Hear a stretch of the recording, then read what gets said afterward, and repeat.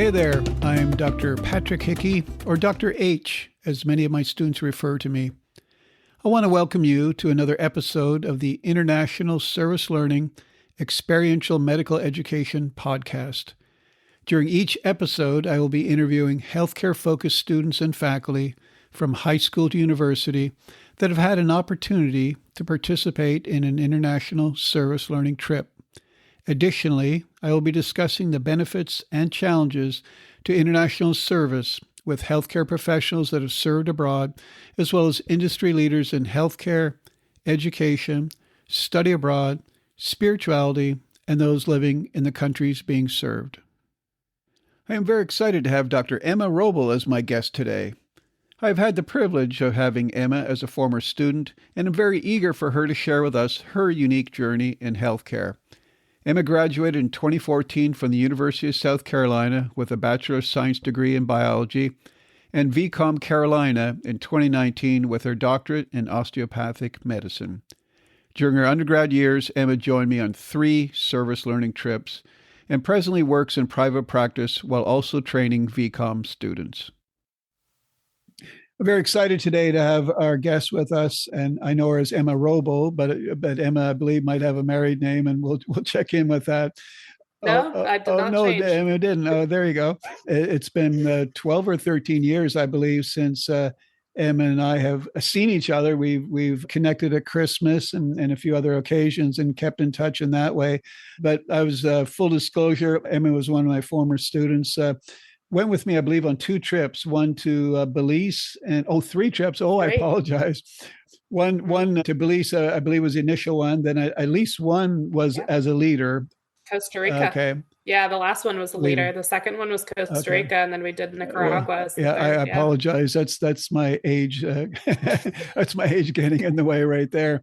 But it's so wonderful to reconnect with Emma, and you know, the genesis of this podcast is trying to reach out to students that have been on an international service learning trip and reach out and see where they're at now. In this case, 12, 13 plus years later, and see, did that trip in itself have anything to do with where you're at in life at this point in time? And are you able to connect those dots? But before we get there, Emma, if you don't mind, just tell our listeners a little bit about yourself, where you went for your undergrad, where you went for your grad school, and what you're doing now.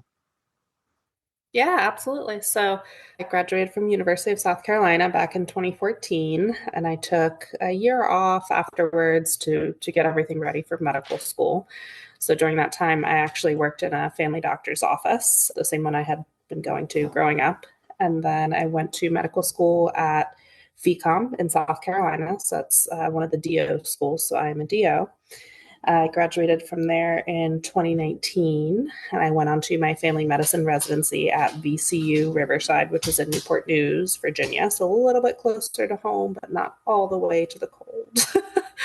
Finished that in 2022. So I did residency during the pandemic, and then I started in private practice. So I went into private family practice just here in Chesapeake, Virginia. Emma, one thing I encounter when I speak to students, and as you know, my niche has been working with kids, trying to get them into grad school. One thing I encounter consistently is the fact that students don't know about DOs. You probably experienced that yourself, and I tell them, don't handcuff yourself when you're doing your med school applications. I said, I tend to look at the DO programs as being more holistic. And Emma, if you don't mind, spend a little time speaking about the difference between MD DO, because I think our listeners would really appreciate that. And then, what was your decision process as you're coming up? And first of all, what was your undergrad degree path? And then what was your decision process on selecting DO versus MD? Yeah, so I graduated with a degree in biology, kind of boring, run of the mill, and I had a minor in statistics. So my path was kind of interesting. So a lot of it actually ties back to the service learning trips, because when you do those trips, you realize how limited your resources are. So looking at the differences between DO and MD, it's different in different countries, but in America, there is very close to no difference. The main difference is that we get about 300 extra hours of training in the musculoskeletal system. So the idea is that the body has the ability to heal itself. Now, obviously not in extreme cases, but for something like you overreached your shoulders out of whack, your body should have the ability to do that. But sometimes with slight manipulation, we can get it to kind of go back all the way and kind of speed up the healing process. So for me, applying, it was very much so, it attracted me that I would have kind of this extra tool in my tool belt, especially because I knew that service learning was kind of always going to be a part of my career. So no matter where I was, no matter what tool I had, I at least would have that ability. So yeah, that was kind of the main thing. It's funny, you're right. A lot of people aren't aware of the differences. They either think, one, that there's no difference, which is probably closer to the other end of the spectrum that I get, which is that I am kind of like a voodoo doctor that is not trained in Western medicine, and that's definitely not the case with the US medical schools. We're still trained in everything. And yeah, it is a little bit more of a focus on the whole body, the whole person. Now, Emma, I don't know if this is a fair question or not, but is there just a same amount of respect for MD as there is DO? Yeah, once you start practicing, I really I have not personally noticed a difference. Most people, it's funny, when you're in the hospital, you know how the badge at the bottom tells you what you are, that, ours just says physician. Okay. So they don't really dissect the differences between them because our licensing is pretty much the same. Well, you've already indicated that the service learning trip kind of sort of helped you with your pathway as far as the DO and more holistic from the service. Tell us a little bit about your service heart. I mean, you went on 3 trips. That's crazy. I mean, when some students never go on a trip at all, you went on 3 trips. Number one, did you have a service heart in high school before you got to college? And then once you got to college, were you very involved in other organizations where you were able to be involved in service? So I wasn't very involved in high school. A lot of that actually more had to do with the fact that I played 3 sports. I was doing travel sports. I just honestly had very little time. By the time college came, it was very interesting because all of a sudden I had all of this free time. It was like the 2 extremes. And so then how to fill that time. So, Katie and I did field hockey together, and I had other activities and passions. But when I was thinking about kind of what experience I wanted as far as medicine, my mom was a nurse. Did I want to be a doctor? Did I want to be a nurse? Did I want to be a PA? Kind of where within healthcare did I want to go? Because I kind of figured I really liked biology, and I kind of had that healthcare thought. And so a lot of it came down to getting hands-on experience. So I had worked in the free clinic at South Carolina. I had done research. I think you had gotten me hooked up with Dr. Camps. Oh, that's right. The pediatric surgeon. Yeah. So I did research with him, and at one point thought I was going to be a surgeon, which is very funny now. And so I had kind of looked all around, but a lot of it was that I really wanted that hands-on experience with patients and in a more authentic setting than a lot of times you can get in the US for that age group, in college, and to really help me decide what I wanted to do. So yes, I went on one and kind of caught the bug. I always love traveling. I always love experiencing different cultures and how healthcare differs among them. So, I mean, not only did I do 3 trips through ISL, but it was such a passion of mine that even my medical school, VCOM actually has 3 permanent clinics in 3 different Central American countries. So I've spent a month in El Salvador. I've spent time in Honduras, and I'm hopefully going to go on another trip with VCOM because it just was something that I always wanted to continue doing. Wow. So your experience with ISL not only helped you with your decision process on the DO pathway, but also on your selection of school that had an international opportunity. That's amazing. Yeah. Yeah. That was the main reason why I chose my medical school. Emma, do you believe that, I guess, or anticipate you speak a lot of Spanish at this point. Is that correct? No, I wish. I unfortunately have lost a lot of it. I remember when we were in Belize, we were short on translators. And when you're short staffed on translators, you have no choice but to figure it out. And I did I did Spanish from the time I was third grade till 12th grade. So you would think I should be fluent. And I have never felt more confident in my Spanish than during that Belize trip. but as I went through, like when we went to Costa Rica, when we went to Nicaragua, we had enough translators, so I didn't need to use it as Right. much. And then I know enough to get by. So when I was in El Salvador living there for a month, I could go order coffee at my coffee shop. I could order for I could do the basics, but to carry on a full conversation, I was uncomfortable by that. It had been so long. So it's interesting So that you shared that when you were in college. Thanks for reminding me. You had that experience with Dr. Comps, and you actually did a research project with him. I remember. I did, And for yeah. those that are listening, Dr. Comps is they believe his specialty was robotic surgery at the time, Hmm. the Da Vinci program, and he was a pediatric surgeon. So Emma was in great hands. So in addition to that, you volunteered at a free clinic. But it is interesting that your decision, which helped you with your med school approach, was based on going outside the United States to get a hands-on healthcare Yeah. experience. And I still see that as being a challenge today because I still work with and mentor a lot of students interested in healthcare. And the common complaint I hear from them is we can't get opportunities or experiences here to shadow because of a variety of issues, HIPAA considerations, and a lot of barriers Right. to shadowing. So a lot of students are actually, I hate to say it, but forced to go outside the United States. And do you see that at all in Yeah. your practice? I mean, absolutely. I'm in private practice, so I teach medical students. So I teach VCOM students in their third and fourth year, their clinical rotations. But I generally, just because of the ties, even within I work for a physician-owned group, which is very different. But still, even the ties within that, I really don't take high school students. I would love to, but it's very, your hands are kind of tied. It is very difficult to have those experiences. Reflecting back on Belize as a Mhm. freshman, probably, right? And Yeah, then I can't remember. I think I might have the been a next sophomore. Yeah. Yeah, okay, sure. I don't and the next remember. 2 years. I mean, it was so long ago. And I hate to say that, but I mean, does anything stand out for you as far as either the situations, the scenarios, the patients, anything in Yeah. particular this many years later? I mean, I definitely remember us going door to door because a lot of the clinics that we did in Costa Rica and later, we really had a clinic set up and the patients came to us. In Belize, I remember we were going door to door. And so Mm-hmm. I definitely remember, I distinctly remember actually one case of meeting basically like a mentally challenged child that was in the home.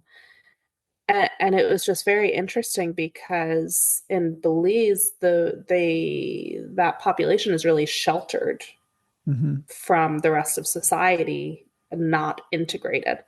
And I remember being very surprised by that, just with the differences that we have and the resources that we have in America that are available and the push for more resources. And meanwhile, it's kind of the other extreme in that country. So I distinctly remember that.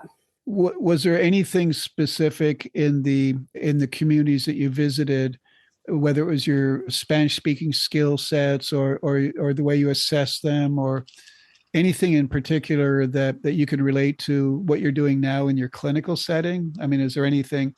I mean, you worked obviously with a lot of people with limited English proficiency.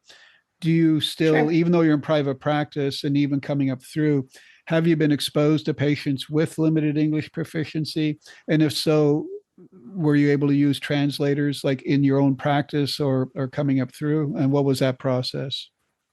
Yeah, I saw it a lot more in residency. In residency, we definitely worked with an even more underserved population than I do now. I think I only have one or two patients now that don't speak English, and then it gets more into a legal requirement. So we definitely legally have to have actually an interpreter in person, is Yep. how my group does it. Most places, like in residency, we have something called the blue phone, and the phone is literally blue, and you call the interpreter and they do it all by telephone, the interpretation, which can be actually a lot harder. I much prefer having an interpreter in person. So what is that process? Just out of curiosity, when they do it on the phone, or is it a speaker? Then you can hear everything that's going on. Yeah, yeah. So it's the phone is basically on speakerphone between you and the patient, and you go back and forth. But so much is lost in translation when you have the body language, you have someone that wants to interrupt someone else, just normal parts of conversation that are missed when someone's on the phone. It's just more difficult. Well, actually, I don't know if you recall, but when I did my master's and my doctoral training, I looked at the barriers that Hispanics have when they try to access healthcare. And I specifically looked at the interpreter process, or what we call the triadic Yes. relationship. I've got one of Mhm. my former students, Aubrey, who's working on her DNP. She needed a project, so she's actually expanding what I started, and she's developing a module for ISL whereby every Nice. student will have a little bit of training before they go in country, because I don't know about you, but I don't see where we are properly trained for the interpreter process. Yeah, Aubrey, you trained me. well, thank you for that. But I don't know Yes. if that was sufficient enough, but It was very sufficient because I have watched other people use an interpreter, and I'm like, no, no, well, no. I remember we had a yeah, class. You had exactly. an ISL We class, and did. that was one of the things we Yeah, way practiced. back in the day. You're right, and it's Hmm. amazing where we see providers now still not appreciating the interpreters being part of the team, and using the interpreter in the proper way that they should use an interpreter. Right. And I appreciate you saying that your practice is driven by the law. There is a law that says, actually, if you're Yes. federally funded as a hospital, I think it's Title Hmm. VI, that you need to provide an interpreter for people with limited English proficiency. Now, you said Right. you saw more of it in your residency coming up through, because Hmm. you're in an area that had a predominant Hispanic population. Is that correct? Correct. There, not so much where I practice now, but definitely where I was in residency. It's funny. I only moved about 30 minutes away, but it's just a very different population. I don't know if you can recall, Emma, or not, but I noticed that when a lot of students come back from their in-country experiences, they're very excited, but then after a while, they feel very down, because they reflect back on their experience and they say, the medicines and the treatment and everything that we gave these people is only going to probably last a week or two, and then they're back to where they were before. And what I try to share Yeah. with my students is the best gift that you could have given them was the education that you provided for them, where you tried to empower Hmm. them. can you Yeah. can you speak to that? I mean, the education, I mean, in your own daily practice now, because you're distributing treatments and medications, et cetera, but you're also Hmm. educating your patients on how to do better with their nutrition, their exercise regimen. Is that falling on deaf ears, do you find, when you are trying to educate your patients? I would have answered very differently 5 years ago than now. Now it's a lot tougher because, I get a lot of patients that will, you have Google, you have Chat GPT, you have all these things that they think are telling them the information that they want. So I think education is power. Absolutely. I want all of my patients to be educated on why they have the disease, the nature of their disease, what they can do about it, what they can do for prevention. I mean, primary care is all about prevention and staying healthy. I would so much rather see you for a physical and have what I call a very boring exam, and we get to talk about prevention and do all these things, than me, find something awful wrong with you. But I mean, education is my favorite part of my job. I don't find that it really falls on deaf ears. I will say I think I have some patients that are very adamant that it's like confirmation bias. They find what they want to find online, and that is the truth, and they are going to stick with that no matter what I say. But those are also the patients that for some reason they don't believe me, and yet they keep coming back to see me. Hmm. So, there's something there that they're getting out of a visit with me, I suppose. So no, I think education, that's my favorite thing to provide. So do you appreciate that the patients that are coming to you are pretty well versed on their symptoms and their problems, much more so than 10, 15, 20 years ago, when they weren't able to look it all up on the internet? That's a good question. I think it all depends on the attitude, right? I think whether you think you know what's going on with your body or you don't know what's going on with your body, I hopefully am the one that you are coming to either way, to either confirm or find something else. I think it's more a matter of, hey, you got a headache and it is not a brain tumor type of a situation, and trying to reassure that for a patient that's already very worried because of what they have found on the internet. That is actually, I find, a lot harder to do. It's not so much the diagnosis aspect of it. It's the reassurance that can be very tough for some patients when they've read something and now the anxiety is through the roof because what they've read is what they've read. Yep. Going back to what you said earlier about going on the 3 trips and you love travel. As a leader, when you went on the trip, first trip you were a member of the student cohort, but then the next trip you were a leader. Could you see the growth? I mean, I know we're going way back, but could you see the growth in your students on the trip between day 1 and the final day?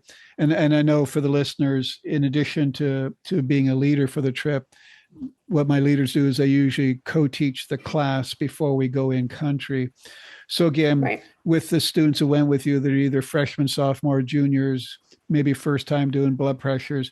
By the end of the week, do you recall seeing any growth in them at all, or a level of self-confidence that they never knew they could have?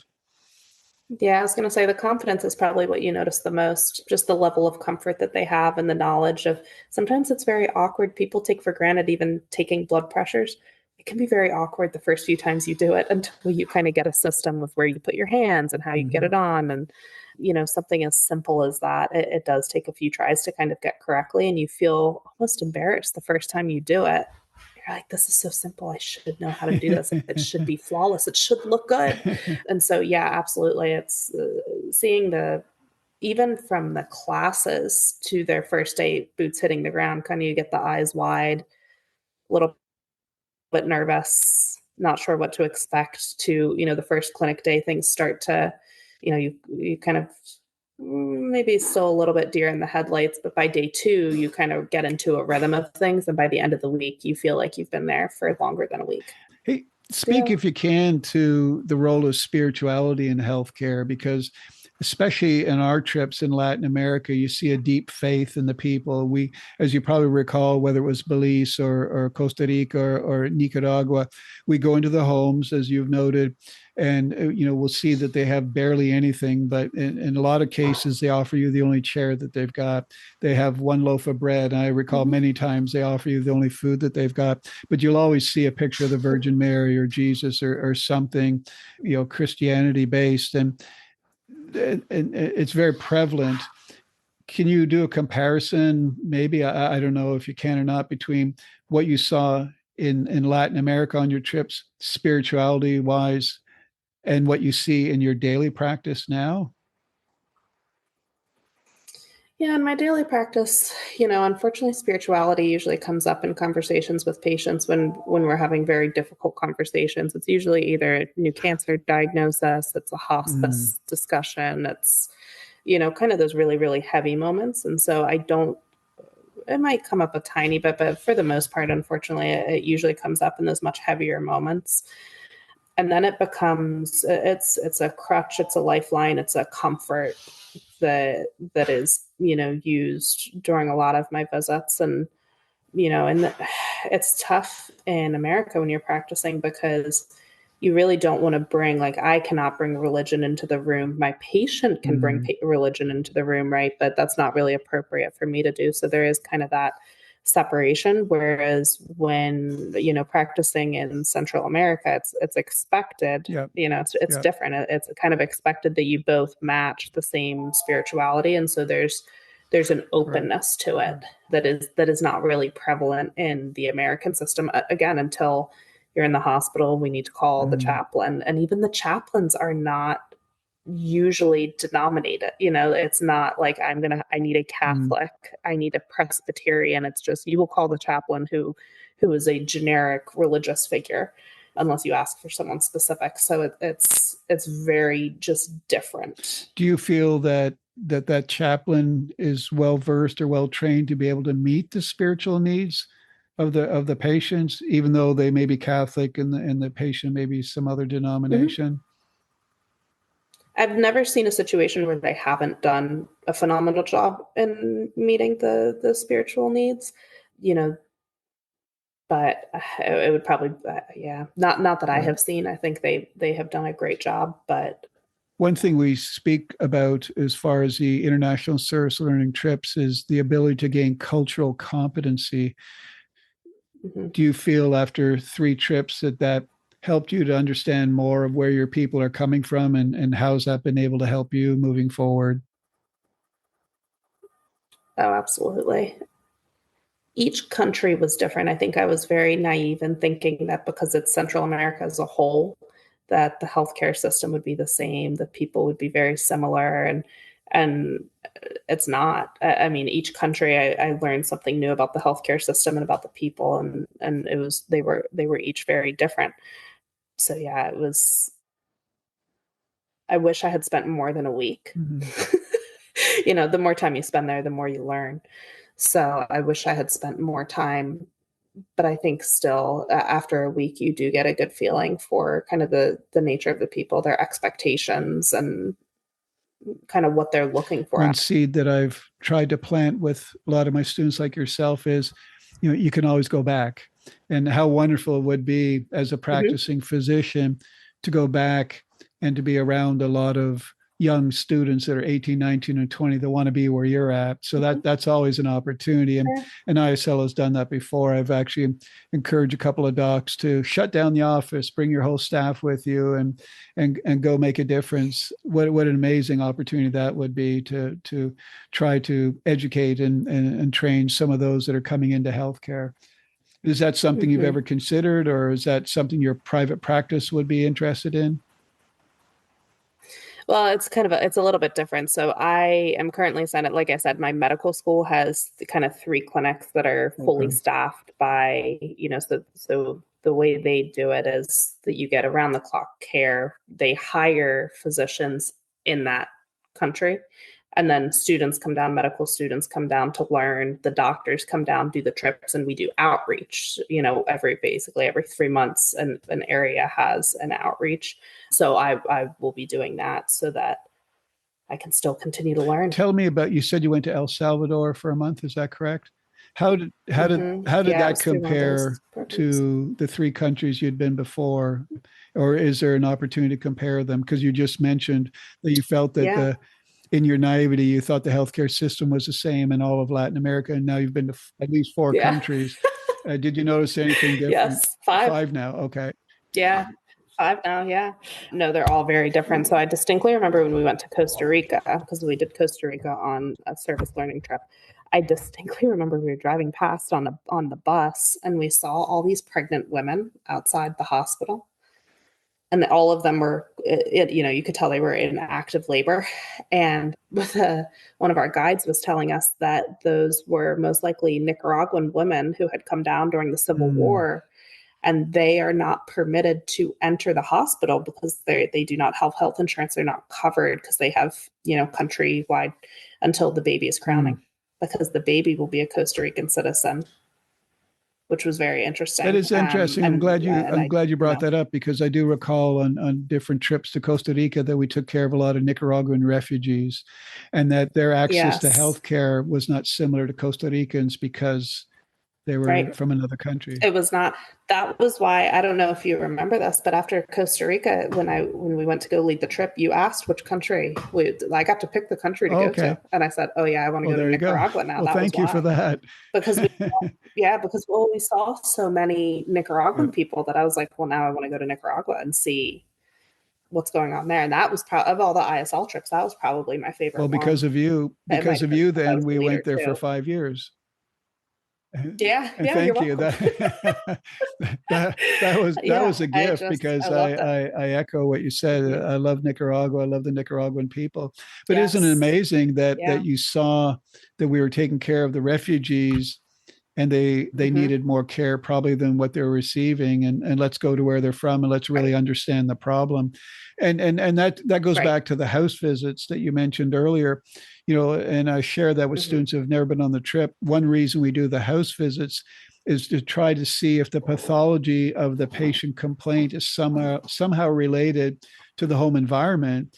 And I do recall Right. when we went to Nicaragua, a few different places where the women would be cooking wood fires on a stove with no ventilation, Mhm. and they were breathing in that Right. smoke, and then they come to us in the clinic and they'd have respiratory problems. Well, if we hadn't done the house Right. visit, we wouldn't have understood what was going on. If we hadn't done the house visit, we wouldn't have seen the Yeah. sanitary conditions. And I don't know if you recall the squatters and all the other things that we Yes. saw. Oh, yeah. ISL, that's one thing that ISL really does a phenomenal job on, are these social determinants of Mm-hmm. health. I still remember filling out that sheet front and back, Oh, and it had way, so much that's right. detail. That's Yeah. incredibly important to overall health that we do not ask in Well, America. that's that's always shocks students when we go on the trips, that they see us doing house visits, and they share with me quite a lot. Are we able to do that here in the United States? And as you say, we just don't do that very often here. Yeah, the patient really has to consent for a Mm-hmm. house visit. Now, there are some home-based cares, and I do have some patients. Unfortunately, in private practice, it comes down to time, the travel time to get to the house to do the visit. I don't have all the resources that I do in the clinic, and then to leave. It's a much longer visit. And so you would see much fewer patients per day. You just don't have the ability to do that really in private practice. You still have the freedom, Right. to do it. I did it in residency actually plenty of times, but it is not as readily But now we're available. doing virtual visits, correct?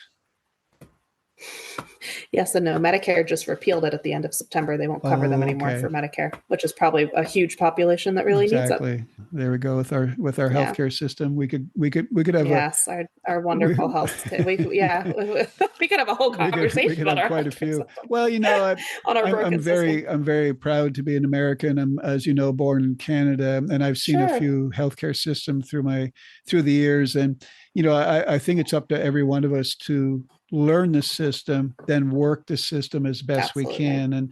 And that's a true patient Yes. advocate, because there is a lot of red tape, there's a Yeah. lot of bureaucracy, there's a lot of paperwork and things, and it's really unfortunate that it has to be that way. But once you get into the system, you can kind of manipulate it as best you can to better serve your You patients. can. Yeah.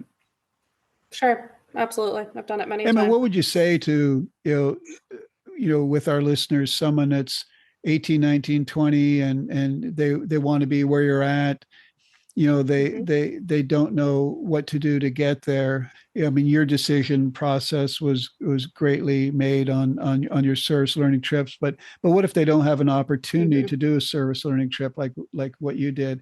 How can they get their toe in the Hmm. water? How can they really see what it's like to be a physician in a daily practice? I mean, I would say that if they don't have the ability to go on a trip, then they can, I don't want to say make your own, but you can kind of make your own experience, right? And you can reach out to local doctors, see if any of them would be willing to let you shadow. And not just doctors, but if there are any nurses in private practice that would be willing to let you, or PAs or NPs, whatever you're interested in exploring or learning or going to, reaching out locally for opportunities, and you're going to be told no, and that's okay. And you just keep going. You will find someone that says yes. And it might take 5, 6, 7 people to get there, but you will find someone that is perfectly willing. I mean, the medical community, thankfully, we are built on training.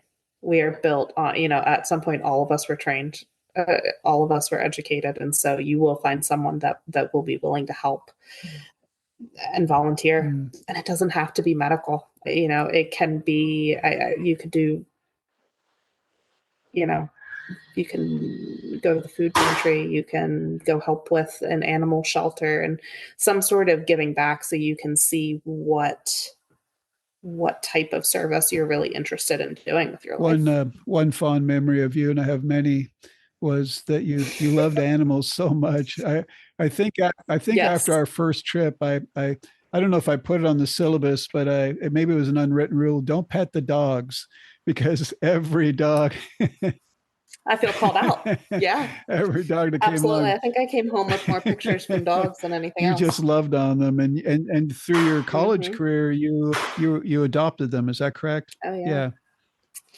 Yeah, I did a fostering fostering. program That's through the correct. leadership. There's a Carolina leadership program, I think, that I created some fostering Yeah. programs. So we had something, I think it was a full year program. I think by the end we had like 20 Wow. dogs adopted through the fostering Wow. program. It was very sweet. Now, you spoke to the students that could not, if they could not afford to go on a medical mission trip, you gave them good ideas and things.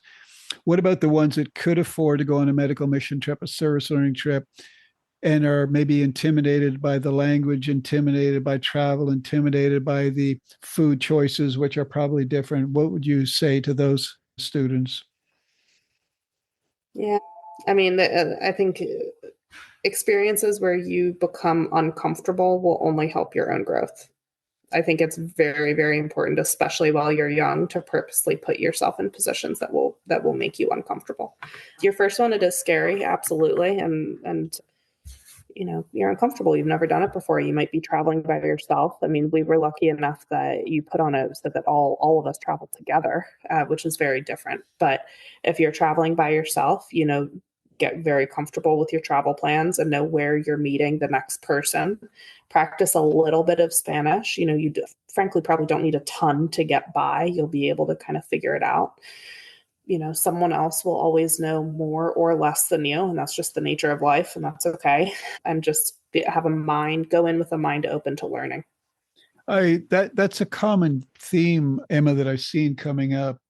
It's okay to be uncomfortable. I like that. I mean, Yeah, I don't think students hear that enough. I think they're brought up in such a no, protective society. especially Yes, and especially highly driven students. Hmm. When you are highly driven, you are the people that are your next generation of doctors, nurses, healthcare. You are told, you will succeed. You should be that straight A student that, you don't make mistakes. No, it's okay. You have to make mistakes to Yes. learn, in a safe environment. And that's what this trip is you have people watching over you to make this a safe learning experience. But I appreciate that, and I think that's your wisdom coming through and years of doing what you're doing to realize Hmm. that you've got to be uncomfortable and that you learn from being Yeah, uncomfortable, you learn from making mistakes and we have to absolutely. get away. And one thing I share all the time, Emma, with these students that are striving all the time to be the best they can be, and I say consistently, don't obsess about your GPA. I say, don't tell mom and dad that Dr. Hickey said don't get an A. I say, Yes. do as well as you can academically, but don't obsess about the Hmm. GPA. More importantly, keep busy with service, as you indicated, keep busy with learning another Yeah. language, keep busy with volunteering or even getting a job as a medical assistant or a scribe.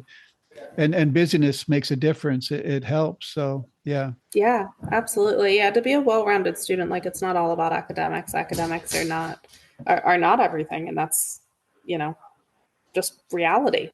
I can I God, I was so highly driven in high school. I think I had 1B, and I was so mad about. I still remember it to this day. Why would I remember that?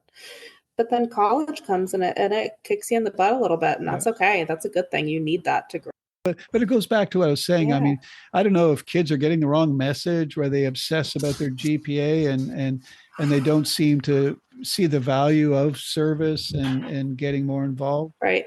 I mean, do you see that? Is that a I don't generational thing, know. or do you see that yourself sometimes? My favorite students, my favorite co-residents, my favorite everyone, my favorite are the ones that know what they don't know Mm, and are confident in that.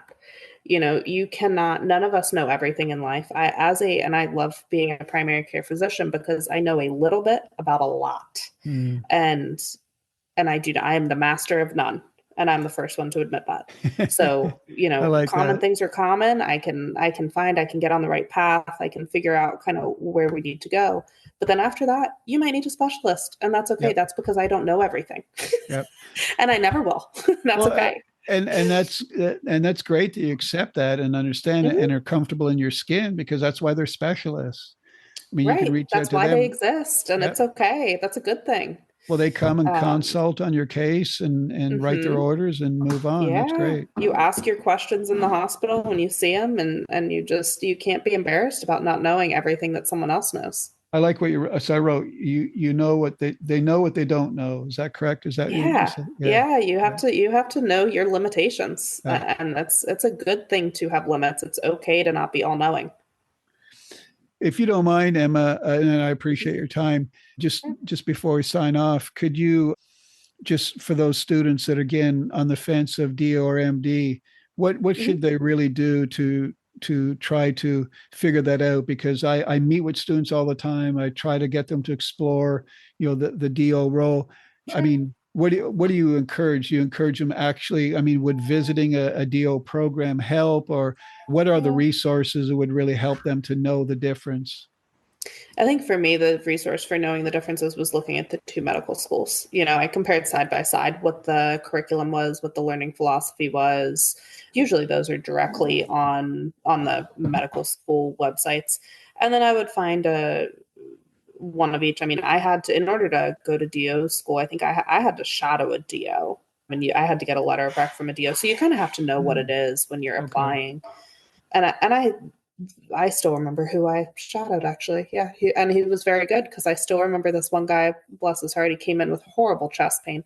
And I think anyone else, you see this guy is bent over with chest pain, and I think anyone would send him to the ER.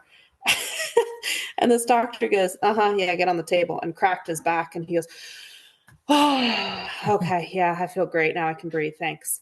That was I was out of college at the time, and I was like, oh wow, that is so cool That's that we actually amazing. did something for Well, this. Yeah. you mentioned earlier that you take extra training on, I think you said musculoskeletal system. Is that right? Hmm. So remember, Yeah. I'm a little different. I would say musculoskeletal system because of my Hmm. Canadian. Hmm. So I go to my chiropractor. Where when some people say, "What's the difference between a DO and a chiropractor?" Do you get that very often? I don't. I usually explain. So it's called osteopathic manipulative treatment. That's kind of the name of the treatment that we learn. So I kind of describe it like it's a mix between physical therapy, chiropractic, and massage therapy. So we kind of learn techniques, and there's a lot of overlap amongst them. The difference is you have there's a lot of difference in the medical training, with chiropractor, obviously, than a doctor. So it's just a different level, just something else, basically. Well, Emma, thank you so much for your time. It's been a true joy to reconnect with you after so many Yeah, years, it's been and great to chatting see with you. to see where you're at in your practice, and to know that the ISL trips were integral to where you're at today, and Very much so. even though you've not become a Spanish speaker, you've learned to use There's still interpreters. time. There's still time. Never say never, right? Never say never. Absolutely. Well, you shared some wonderful lessons that I'm sure a lot of people will take to heart, and I really appreciate again your time today, and for advocating for international service learning. So, thank you. Absolutely. Absolutely. It was good chatting with you. Good catching up. I want to sincerely thank our guest Emma for her willingness to join us today on the International Service Learning Experiential Medical Education podcast. But most importantly, I want to thank Emma for the passion she has shared with us, specific to her own unique journey in healthcare. As a doctor engaged in clinical practice, Emma has touched many lives of patients and their families, and continues to pay it forward through her role as an educator of our future healthcare practitioners.